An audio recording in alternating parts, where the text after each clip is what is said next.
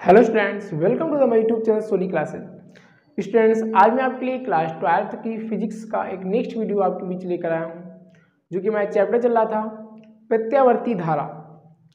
देखिए, प्रत्यावर्ती धारा टॉपिक मैंने आपसे पहले बताया था, एक बहुत ही इंपॉर्टेंट टॉपिक है और मैं इसके सभी जितने भी पॉइंट हैं, जितने भी डेरिवेशन हैं या थ्योरी हैं, मैं सभी चीज़ें आपको बहुत अच्छे से कंप्लीट करा लूँगा। आज का जो हमारा वीडियो होगा वो बहुत ही ज़्यादा इंपॉर्टेंट होगा इस चैप्टर के लिए, जो कि आज हम पढ़ेंगे प्रत्यावर्ती धारा में एक सबसे ज़्यादा इंपॉर्टेंट टॉपिक, प्रत्यावर्ती धारा के कारण वर्ग माध्यमूल मान। यानी प्रत्यावर्ती धारा के कारण जो वर्ग माध्यमूल मान होता है वो एक डेरिवेशन है और ये डेरिवेशन थोड़ा लॉन्ग होगा लेकिन बहुत ही ज़्यादा इंपॉर्टेंट है। इससे पहले वाली वीडियो में आपने देखा होगा, हमने प्रत्यावर्ती धारा के औसत मान के बारे में समझाया था, उसी से जुड़ा हुआ टॉपिक है। अगर आपने देखा होगा वीडियो तो आपको बहुत अच्छे से कंप्लीट हो जाएगी, ठीक है ना। चलिए स्टार्ट करते हैं। टॉपिक है हमारा प्रत्यावर्ती धारा के कारण वर्ग माध्यमूल मान। देखिए, प्रत्यावर्ती धारा का वर्ग माध्यमूल मान, वर्ग माध्यमूल मान, प्रत्यावर्ती धारा का वर्ग माध्यमूल मान इंग्लिश बोलते हैं root mean square value of AC. Root mean square value of AC, इसको इंग्लिश से बोलेंगे।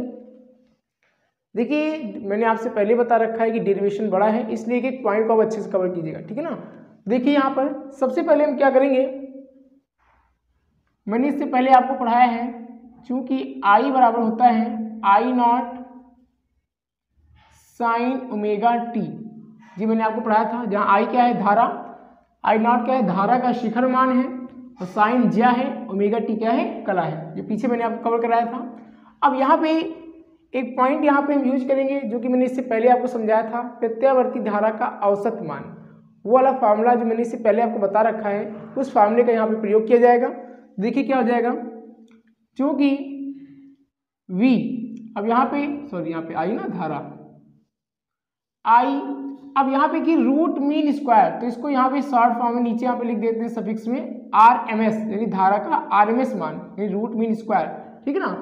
आई RMS इक्वल टू, अब देखिए यहाँ पे क्वेश्चन जैसे जैसे कह रहा है वैसे वैसे वर्क करेंगे, हेडिंग जैसे जैसे कह रही है वैसे वैसे वर्क करेंगे तो आपको अच्छे से क्लियर हो जाएगा। कह रहा है रूट, तो सबसे पहले आप रूट लगा दीजिए, ये आपका रूट लग गया। फिर कह रहा है मीन, मीन मीन्स औसत, तो औसत मान मैंने पीछे आपको पढ़ाया है, क्या था, इंटीग्रेशन 0 to t, इसकी लिमिट थी 0 to t I into D T upon capital T, ये था, पीछे मैंने पढ़ा रखा है, आप ध्यान दीजिएगा। अब कह रहा है स्क्वायर किसका, धारा का, तो धारा का मैंने क्या कर दिया, स्क्वायर कर दिया, ठीक है ना। इस प्रकार से मैंने यहाँ पे जिस सिस्टम के माध्यम से आपको समझाया इसको ध्यान समझिएगा, ठीक है ना। तो ये हमारा हो गया IRMS का मान। अब इसको हम सॉल्व कैसे करेंगे, देखिए सबसे पहले हम क्या करेंगे, दोनों बच्चों का वर्ग, जिससे क्या होगा, अंडर रूट हट जाएगा, तो दोनों बच्चों में वर्ग कर देंगे, तो जाएगा I square RMS equal to, दोनों बच्चों का वर्ग करेंगे तो स्क्वायर से अंडर रूट क्या हो जाएगा, कैंसिल आउट हो जाएगा, तो यहाँ बचेगा integration 0 to t I square into D T upon capital T, ये हो जाएगा। अब इस आई का मान उठाएंगे, यहाँ पे पुट कर देंगे, तो जाएगा इंटीग्रेशन 0 to t, आई का मान क्या है, आई नॉट साइन ओमेगा टी, यहाँ से ले लेंगे और इसका स्क्वायर लगाया तो स्क्वायर लगाएंगे, इंटू हो जाएगा D T upon capital T. अब इसको आगे सॉल्व करें तो देखिए यहाँ पे आई नॉट को हम बाहर निकालें तो आई नॉट बाहर निकलेगा तो स्क्वायर लगा है, क्योंकि यहाँ पे होल स्क्वायर लगा, यानी सबके ऊपर स्क्वायर लगा। यहाँ पे समझिएगा आप बात, यहाँ पे होल स्क्वायर का मतलब है आई नॉट के साथ भी स्क्वायर लगा है और साइन स्क्वायर ओमेगा टी भी है, तो आई नॉट स्क्वायर को बाहर निकाल लें तो हो जाएगा आई नॉट स्क्वायर, और ये टी को भी मैं बाहर निकाल ले रहा हूँ इस प्रकार से, तो हो जाएगा इंटीग्रेशन 0 to t, अब यहाँ पे बचेगा साइन, यहाँ पे स्क्वायर लगेगा, होल स्क्वायर था, sine square omega T into D T, इस प्रकार से करेंगे। अब यहाँ पे सबसे इम्पॉर्टेंट बात है, यहाँ पे मैं एक फार्मूले का प्रयोग करूँगा जिसके माध्यम से यहाँ पे साइन स्क्वायर ओमेगा टी निकालेंगे। ठीक, तो देखिए पीछे आपको मैंने पढ़ाया है, आपने त्रिकोणमिति से पढ़ा होगा कि जो cos 2 थीटा होता है, ध्यान दीजिएगा, cos 2 थीटा होता है 1 माइनस 2 साइन स्क्वायर थीटा। ये फॉर्मूला आपने पढ़ा होगा, cos 2 theta equal to 1 minus 2 sine square theta. अब यहाँ से हम क्या करें, यहाँ पे देखिए हमको साइन स्क्वायर के रूप में लाना है, तो साइन स्क्वायर के रूप में मान निकाल लें, तो क्या हो जाएगा, माइनस का इधर ले आइए तो हो जाएगा प्लस का 2 साइन स्क्वायर थीटा, ये माइनस किधर आया, इधर बचेगा 1। अब प्लस का cos थीटा इधर आएगा तो हो जाएगा माइनस का cos थीटा, ये बराबर है। ठीक, अब यहाँ पे साइन स्क्वायर थीटा का मान निकाला, इसको थोड़ी देर आप थीटा समझे, तो यहाँ पे हम क्या निकालेंगे, साइन स्क्वायर थीटा निकालें तो क्या हो जाएगा 1 माइनस का cos थीटा अपान 2, ये बुरे में नीचे आएगा बटे में। इस प्रकार से यहाँ पे इसको हम इस प्रकार से इसको चेंज करेंगे। ठीक, तो यहाँ पे देखिए बस थीटा के स्थान पे क्या है, यहाँ पे थीटा के स्थान पे ओमेगा टी का प्रयोग किया गया है, तो जहाँ जहाँ थीटा होगा वहाँ पे क्या कर देंगे, ओमेगा टी रख देंगे। देखिए तो जाएगा आई नॉट स्क्वायर, ये तो बाहर है ही है, अपान हो जाएगा टी, ये हमारा टी बाहर है, और इंटीग्रेशन हो जाएगा 0 टू टी। अब साइन स्क्वायर थीटा, तो साइन स्क्वायर थीटा का मान क्या है, 1 माइनस का cos थीटा, अब थीटा के स्थान पे क्या है, ओमेगा टी, और अपान 2, और इंटू क्या हो जाएगा डी टी। देखिए कि पॉइंट को ध्यान देते चलेंगे तभी समझ में आएगा, अन्यथा समझ में नहीं आएगा। ठीक है ना, इसको हम थोड़ा सा ऊपर कर दे रहे हैं, ये हो जाएगा 2। क्लियर। अब देखिए आगे क्या वर्क करेंगे इसमें, ये फॉर्मूले को इरेज कर दे रहे हैं। देखिए हम इसके आगे सॉल्व करें तो यहाँ पे क्या हो जाएगा, आई स्क्वायर,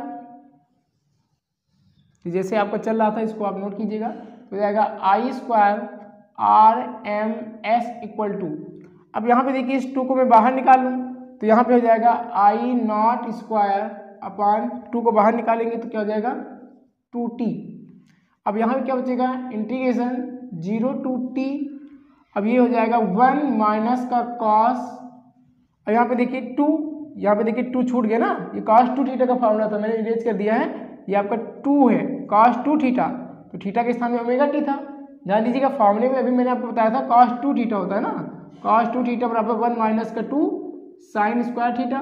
तो यहाँ पे मैंने क्या किया, साइन स्क्वायर थीटा का मान निकाला था तो cos 2 थीटा के रूप में आएगा। तो अभी मैंने आपको बताया यहाँ 2 देखिए छूट गया था ना, इस 2 को लिख दिया मैंने। तो यहाँ पे आगे इसको वर्क करें तो हो जाएगा cos 2 ओमेगा टी, ये cos 2 ओमेगा टी हो जाएगा, और 2 हमारा बाहर आ चुका है, और इंटू हो जाएगा डी टी। इसके आगे सॉल्व करेंगे तो हो जाएगा आई नॉट स्क्वायर अपान 2t। अब यहाँ पे देखिए इसका हम क्या करेंगे, समाकलन करेंगे, तो जब इंटीग्रेशन करेंगे हम किसका, 1 का किसके सापेक्ष, dt के सापेक्ष, तो क्या हो जाएगा t हो जाएगा। ऐसे आपने फॉर्मूला पढ़ा होगा, इंटीग्रेशन dx इक्वल टू क्या होता है, integration dx equal to x।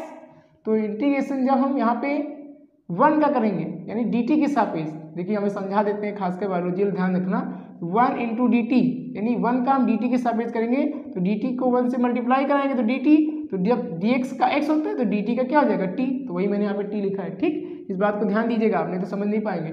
और माइनस का, अब यहाँ पे देखिएगा, यहाँ पे फिर थोड़ा सा ध्यान देना है कि integration cos theta, integration cos theta into D theta क्या होता है, साइन थीटा होता है। देखिए ये भी बता दे रहे हैं, integration cos theta into D theta equal to क्या होता है, साइन थीटा होता है। अब यहाँ पे देखिए क्या है, थीटा तो है नहीं, साथ ही साथ थीटा तो है, देखिए यहाँ पे टी माना थीटा हो गया, लेकिन एक्स्ट्रा क्या है, 2 ओमेगा है। पॉइंट को पकड़ना नहीं, समझ नहीं आएगा।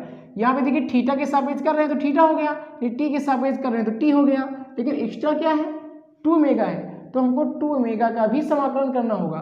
तो यहाँ पे मैं आपको जो ट्रिक बता रहा हूँ ध्यान देना, तो यहाँ पे क्या हो जाएगा, integration cos theta into D theta का होता है साइन थीटा, तो ये तो हमारा साइन थीटा तो होगा, ये हमारा साइन होगा। अब थीटा के स्थान पर क्या है, 2 ओमेगा टी है, ये हमारा पूरा थीटा हो गया, 2 ओमेगा टी। अब यहाँ पे एक इंपॉर्टेंट बात ध्यान रखनी है, इससे पहले वाली वीडियो मैंने आपको बताया था, अगर अवकलन होता है तो ये जो हमारा थीटा के साथ जो एक्स्ट्रा है, देखिए ये हमारा एक्स्ट्रा है ना 2 ओमेगा, ये आगे चला आता है, लेकिन समाकलन में क्या होता है, मैंने आपको बताया था कि इसको बटे में लिख देते हैं, यानी जो हमारा 2 ओमेगा यहाँ पे एक्स्ट्रा है थीटा के साथ, उसको हम बटे में ले आएंगे तो इसका साथ ही साथ क्या हो जाएगा, समाकलन हो जाएगा। तो समाकलन ये आपका कंप्लीट हो गया और लिमिट हो जाएगी 0 टू t। ध्यान देना, मैं फिर से समझा रहा हूँ, 1 का dt के सापेक्ष करेंगे तो t होगा, यहाँ से मैंने समझा दिया। अब इंटीग्रेशन cos थीटा का होता है थीटा के सापेक्ष, तो साइन थीटा, तो साइन, अब थीटा के स्थान में देखिए पूरा पूरा थीटा है तो थीटा लिख दिया। अब यहाँ पे थीटा की तो कोई टी है ना, तो ये हमारा थीटा, लेकिन साथ ही साथ 2 ओमेगा यहाँ पे क्या था, एक्स्ट्रा था, तो इसका समाकलन करेंगे तो समाकलन में यही चीज़ बटे में आ जाती है, लेकिन अवकलन करते तो 2 ओमेगा, यहाँ पे अगर अवकलन होता तो 2 ओमेगा को यहाँ पे लिखा जाता साइन के सामने। ठीक, इस प्रकार से ध्यान रखना, ये हमारी लिमिट 0 to t यहाँ पर आ जाएगी। अब इसको इरेज किए दे रहे हैं, फॉर्मूला लिख लीजिएगा।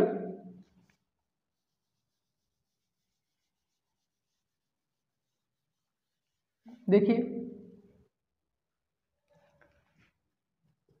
आई नॉट स्क्वायर अपान हो जाएगा 2t। अब यहाँ पे देखिए हम यहाँ पे फॉर्मूला रखेंगे upper limit minus lower limit, तो यहाँ पे देखिए अपर लिमिट के स्थान पे हो जाएगा t के स्थान पे हो जाएगा कैपिटल T, तो अपर लिमिट, और यहाँ पे भी रख देते हैं तो हो जाएगा साइन 2 ओमेगा स्मॉल t के स्थान पे हो जाएगा कैपिटल T अपान 2 ओमेगा। अब ये हमारा हो जाएगा, देखिए यहाँ पे ध्यान रखना, ये t तो हमारा हो जाएगा कैपिटल T अपर लिमिट, यहाँ पे रख दिया अपर लिमिट, माइनस क्या होगा लोअर लिमिट, तो स्मॉल t के स्थान पे क्या रखेंगे 0, और यहाँ पे भी 0 रखेंगे, तो 0 को पूरे से, ध्यान देना यहाँ 0 रखेंगे, 0 को पूरे से गुणा करेंगे, भाग करेंगे तो पूरा पूरा 0 ही आ जाएगा, तो 0 से कोई मतलब नहीं। ठीक, आगे इसको सॉल्व करें तो हो जाएगा आई नॉट स्क्वायर अपान 2t, ये आपका हो जाएगा। अब यहाँ पे क्या करेंगे, कैपिटल T साइन 2, अब ओमेगा का फार्मूला होता है 2, ध्यान देना यहाँ पे 2 pi by T, 2 pi by T, ये यहाँ पे 2 तो ये है ओमेगा का, ये फार्मूला है 2 पाई बाई टी, इसका मान होता है, और इंटू ये वाला हो जाएगा t अपान हो जाएगा 2 ओमेगा, और 0 से कोई मतलब नहीं। इसको आगे हम सॉल्व करें तो हो जाएगा आई नॉट स्क्वायर अपान हो जाएगा 2t। अब यहाँ पे क्या करेंगे, देखिए ये हमारा हो जाएगा t माइनस का, ये t से t कैंसिल आउट हो जाएगा, तो हो जाएगा साइन 2 दूना 4 यानी 4 पाई हो जाएगा अपान हो जाएगा साइन, सॉरी 2 ओमेगा ना, ये 2 ओमेगा हो जाएगा ये। अब इसको ध्यान दीजिएगा, I not square upon 2t capital T, अब साइन 4 पाई, तो साइन 4 पाई का मान क्या होगा यहाँ पे 0। देखिए यहाँ पे मैं आपको जो तरीका बता रहा हूँ, अगर साइन देखो यहाँ पाई है, अब इसके सामने क्या है 4, यदि सम संख्या होता है साइन 2 पाई, साइन 4 पाई, साइन 6 पाई, साइन 8 पाई, अगर यहाँ पे सम गुणांक है तो उसका पूरा मान क्या होता है, शून्य होता है साइन का, तो ये हमारा साइन 4 पाई का मान शून्य होगा, और शून्य को 2 ओमेगा से भाग करेंगे तो कितना आएगा, शून्य आएगा, तो ये हमारा पूरा पूरा क्या हो जाएगा, शून्य। ठीक, इस प्रकार से यहाँ ध्यान दीजिएगा, साइन 4 पाई का मान कितना होगा 0 होगा, और 0 को 2 ओमेगा से भाग करेंगे तो 0 हो जाएगा। अब हम क्या करेंगे, यहाँ से t में से 0 घटाएंगे तो हो जाएगा आई नॉट स्क्वायर अपान 2t, और यहाँ बचेगा हमारा t गुणे के रूप में, t से t क्या हो जाएगा कैंसिल आउट हो जाएगा, और ये हमारा चलता रहेगा आई स्क्वायर RMS, ये हमारा चलता रहेगा।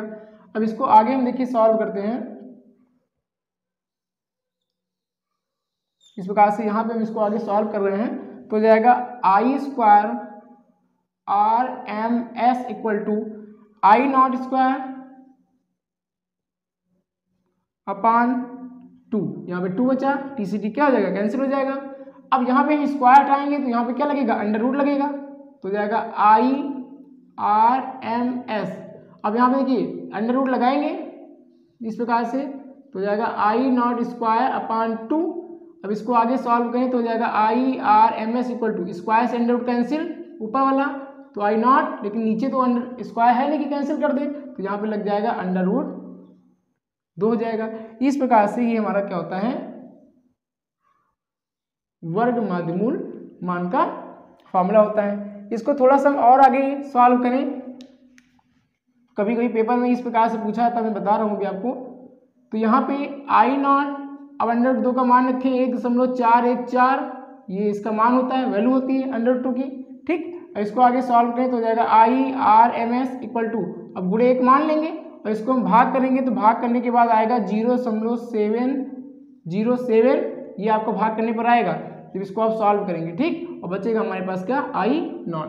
तो इस प्रकार से ये भी हमारा फॉर्मूला होता है। कभी कभी इस नाम से भी पूछता है कि सिद्ध कीजिए प्रत्यावर्ती धारा का मान 0.707 इंटू आई नॉट होता है। तो इस प्रकार से पूरा आप ध्यान रखना, ये आपको पूछता है तो यहाँ तक करिएगा, बाकी इसको मैंने आपको सॉल्व करना सिखा दिया।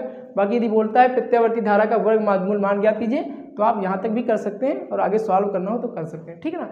तो इस प्रकार से मैंने आपको यहाँ पर सिखाया प्रत्यावर्ती धारा का वर्ग माध्यमूल मान, बहुत ही आसानी, बस इसको आप 1-2 बार प्रैक्टिस कीजिए, 1-2 बार वीडियो को आप देखें बस आपको अच्छे से क्लियर हो जाएगा, ठीक। तो ये बहुत इंपॉर्टेंट टॉपिक है, ये हमारा वेरी इंपॉर्टेंट टॉपिक है, ध्यान रखना, ठीक है ना। इसको आप अच्छे से कंप्लीट कीजिएगा, इस चैप्टर का बहुत ही इंपॉर्टेंट टॉपिक है। तो चलिए फिर मिलते हैं, वीडियो पसंद आई हो तो वीडियो को लाइक करें और चैनल पर नए हैं चैनल को सब्सक्राइब जरूर करें। Thank you.